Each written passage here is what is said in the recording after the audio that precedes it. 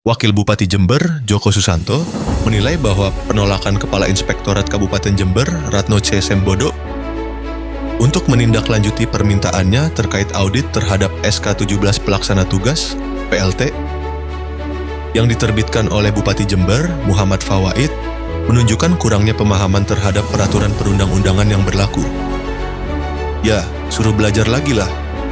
Mungkin kemarin sekolahnya kurang panjang, ujar Pak Jos, sapaan akrab Joko Susanto, menanggapi pertanyaan wartawan setelah membuka kegiatan Lomba Ketangkasan Baris Berbaris Sebesuki Raya tingkat SMP MTS dan SMA MEA sederajat di Gedung Olahraga Perjuangan 45 Politeknik Negeri Jember pada Ahad 13 April 2025. Pak Jos juga enggan memberikan komentar lebih jauh mengenai sikap Ratno C.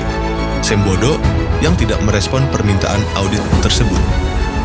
Saat meninggalkan wartawan, ia hanya berujar, "Mungkin kurang ngopi, dia," katanya. Diketahui sebelumnya, Pak Dijos telah mengirim surat dalam bentuk nota dinas kepada Kepala Inspektorat Jember dan juga kepada Sekretaris Daerah Kabupaten Jember pada 10 Maret 2025. Surat itu berisi permintaan agar dilakukan audit kepatuhan terhadap proses penerbitan SK-17 PLT di lingkungan Pemkab Jember. Karena tidak kunjung mendapat balasan, 10 hari kemudian Wabub Joko kembali mengirimkan surat dengan tujuan yang sama. Namun, tetap tak ada respons dari inspektorat.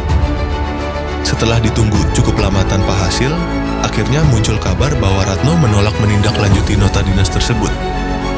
Ia beralasan bahwa pengawasan merupakan kewenangan bupati. Dari Jember, Saiful Rahman Expos Update melaporkan.